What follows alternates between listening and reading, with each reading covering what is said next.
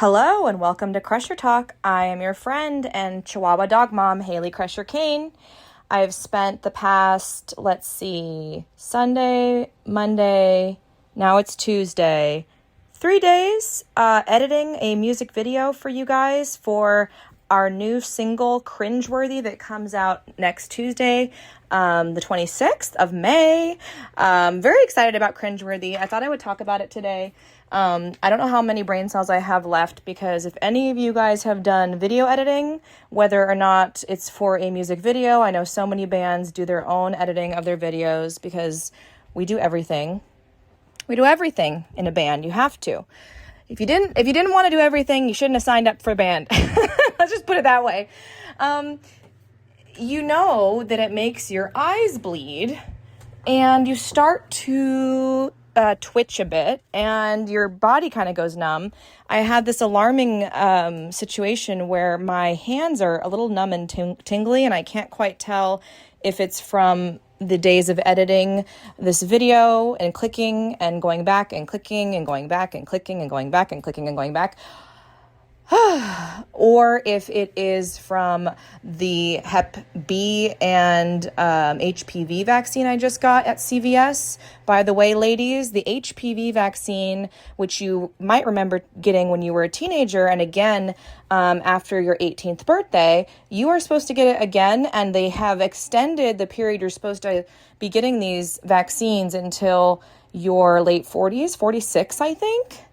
So I was due for another one, which surprised me, and it's a whole round where I have to go back and get more and more. But anyways, all this to say, don't get cervical cancer. Go and get your HPV vaccine. But I was just Googling tingly hands vaccine, and then I realized I was talking to Dr. Kane, and I said, do you think it's just because I was sitting here editing all day? And he was like, yeah, probably. You haven't been moving at all. So we're moving around. We're packing. We're packing the swimsuit, we're packing the sparkly jumpsuit, of course, and we're heading out to Denver, Colorado to play with Screeching Weasel. You like that? Screeching Weasel! And, drumroll please, The Dwarves, a band that I almost saw at Burger Boogaloo when Mosswood Meltdown was called Burger Boogaloo in Oakland before it was canceled. And I remember they were supposed to be on the bill, and something happened. I'm assuming something, I don't know. I would assume it was something crazy happened, and they were booted off the bill at the last moment. I know they're known for some crazy stage antics, and they're a really high energy rock and roll band. So I'm very excited to see them and to see Screeching Weasel for the 20th time. I don't know. Every time I see Screeching Weasel, though, I'm like, you know what? 14-year-old me is so stoked and squealing right now. And to be honest with you, 38-year-old me is also squealing. Although, you know, we've been playing with Screeching Weasel, gosh, it's been since last year. It feels like it has been, I guess it has been a whole era of shows with them. I mean, we really have had some really fun, exciting runs, traveling all over the place. And every time I see them, I do get something new out of the show. And I think that is the hallmark of a good performance is, you know, you're going to get something out of each and every show, and there's layers and, there's room.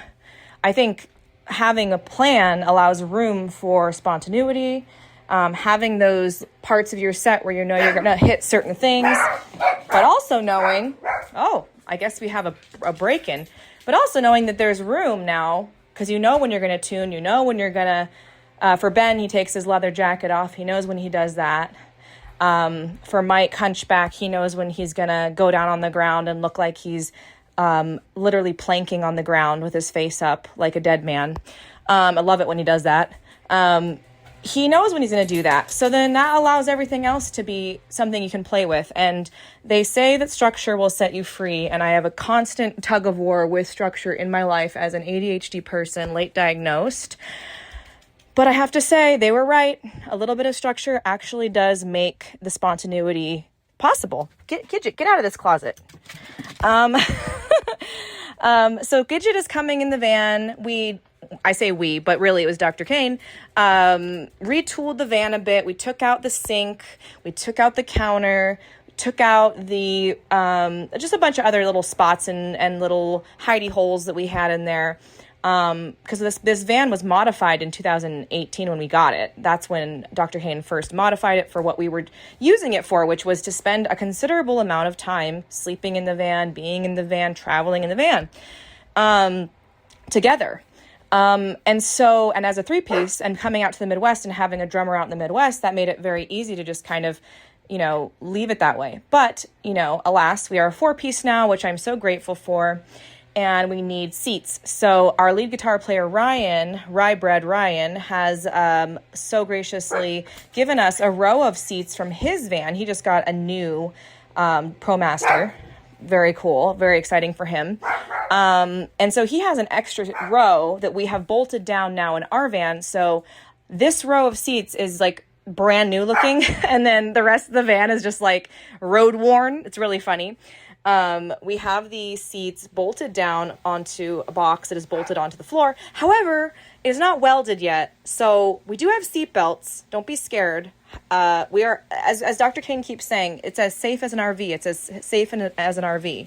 And I remember traveling when I was 12 or 13 with my best friend Paige and her dad, who is full-blood Navajo, through Arizona and to see the Grand Canyon and to visit his mother who lived on a Navajo reservation in his RV. And I remember sitting in these giant, shaggy kind of chairs that felt like lazy boy recliners that were clunking around as he was driving. And he was notorious for swerving to make us giggle. So you can guess when Dr. Kane said, it's as safe as an RV, in my mind, I'm like, well, I remember having fun on that excursion as a kid, but did not necessarily feel like I was that safe in that scenario.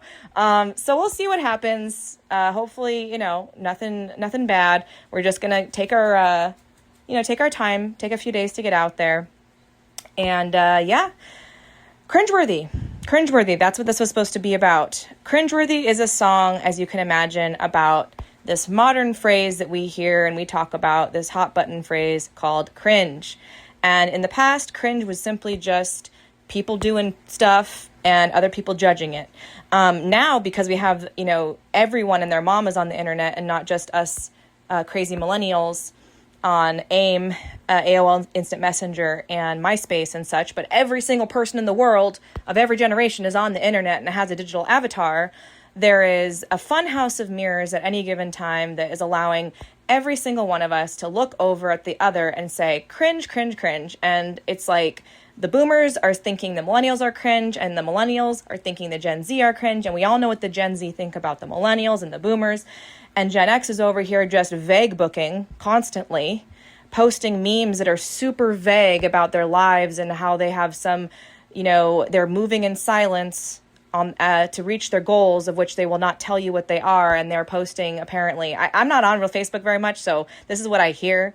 They're on there, writing thinly veiled messages to their exes, but they're just vaguely put out there as if they're just sort of conveniently scattered about. My real friends will share this, etc., etc. You know what I'm talking about. So cringeworthy, cringe, the idea is ripe for right now. That's where the idea for the song came from. I think the song came from the name. Sometimes a song will come from a title. Not often for me, but it did for this one. Or no, did it? You know what? I can't tell if it was the chicken or the egg that came first, so maybe it doesn't matter. The point is, when I wrote this song, that probably 3 years ago, I had just been thinking about and experiencing and moving through this idea of putting down other people's judgment, putting down other people's shame, especially other people's shame, because shame is projected from the person A onto person B so they can feel a little relief. But then, of course, person B has the choice. Do I want to pick up this heavy baggage of someone else's judgment and shame? Or do I want to leave it right there at the door? And so often, especially in family dynamics, we take on that baggage. We pick it up and we put it on our back and we carry it through our lives and think that's normal. And so the idea of intergenerational trauma, the idea of this fun house of mirrors that we all experience every day online, I feel like there's layers of universality to the concept of cringeworthy. And I don't know what you're going to get out of the song and how it will hit you, but I do know that cringe and cringeworthiness and shame and projection and all of these deeper messages and meanings are something we all feel in the human condition. So I mean, I try to think of that more than ever these days when I'm writing. Like, what am I writing about that is so close to my heart, and touching that part and bleeding that out a little bit, but also then removing and looking from the ceiling down and saying, okay, well, where does this go and who is this for and how does it touch everyone?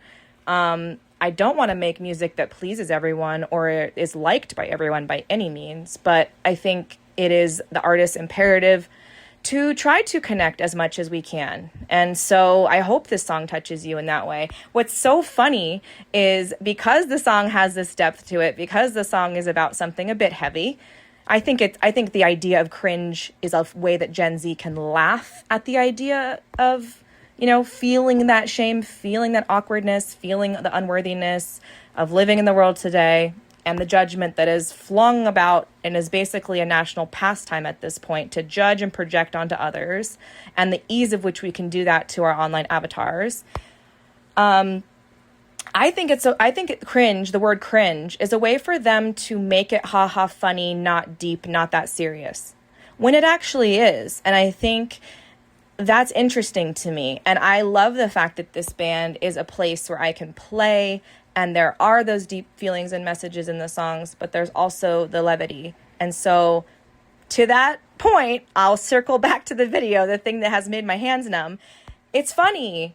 It actually harkens back to a lot of our older videos from back in the day in San Luis Obispo, California, when we had our cohort of friends help us put together these silly videos. We're running around the county at, a truck yard, or at the Shell Shop in Morro Bay by the coast, Kitschy Shell Shop, or Madonna Inn, the Pink Palace, 1960s Pink Palace, all these places. And we're making these videos that are tongue-in-cheek and funny. And I'm so glad we're returning to this, because it's really the thing I did with my big sister growing up that made me feel like I was stepping into a whole new world and creating a world. And I know now, more than ever, I feel like I'm realizing I'm doing all those things that I did as a kid. And I'm just doing them as a grown-up. So as I was editing it, in the moments where I was not zombied out, I was thinking, like, how cool is it that I have an excuse to do something like this? And everybody is in the video. Everyone's hilarious. Ryan's in the video. Stacy's in the video. We have my friend Melissa Casey in the video. She was she was such a good sport. Even Peyton Manning, which is the dog that is less talked about, less posted, because he is more of a private dog. He's told me personally he doesn't want to be posted. He feels exploited by that, and he feels that the family should be kept separate and under wraps, and that's how he feels. Meanwhile, Peanut did not feel that way. She was a total media hoe, and Gidget does not feel that way. Gidget is just like, she's on TikTok. Well, she would be on TikTok if she could be. I don't allow TikTok in this house. It's too highly addictive. Too much dopamine with TikTok. Where was I going with this? Peyton Manning's in the video, guys. Peyton Manning's in the video. Lesser known Chihuahua, lesser seen Chihuahua, big news, headline news. Who else is in the video? Oh, Jeff Milo, local radio personality and library media person, who he told me he's been working for the local Ferndale District Library since he was 18. We filmed at the Ferndale District Library for a moment. We filmed here at our house, and there's a few other fun locations. And when I say a few, that means several other places in Ryan's house and basement. But this is what we worked with. This is what we had, and our friend Tyler DePero came out and helped us shoot, which I so appreciated. I always it's every few years we do this thing where we have 4 singles, 4 videos, and they all have to go out at a certain time, and we're coordinating with the label to do that. And you think it's all doable until you're in it, and you're like, oh, I finished this video, but you have to start the next one immediately. And I think after 10 years, we're getting better at this, but still, it's difficult. So Tyler came out and helped us. He did a great job. So yeah, you'll see this video. out on Tuesday, May 26th. I'm going to post with this Substack. Maybe I'll post a little behind the scenes sneak peek for you. And yeah, I'm really excited to hear what you guys think about it. If you guys want to check out the lyrics, I am hopefully going to figure out how to change this closed captions, whatever, on YouTube. Because, anytime the AI listens to lyrics and just creates the lyrics, it's always very disturbing. I'm convinced that they're communicating with us through their errors in lyric generation, because they'll always get half the song right, and then like a third of the song right, and then they'll have a whole chorus that's just like, I think it was heat destroys the light, and I just thought, is this about global warming? Is AI trying to warn us about global warming? I don't know what's going on. I'll leave you with that. Sparkle hard. I'll see you next week. And if you're in Denver on Saturday, May 23rd, what are you doing with yourself? Go get a ticket. Go see Screeching Weasel, The Dwarves, and Hayley and the Crushers at the Oriental Theater. And hey, come see us at Illegal Pete's, known for giving free burritos to musicians. So we'll have a burrito review for you next week. Until next time, sparkle hard. Toodaloo. Bye.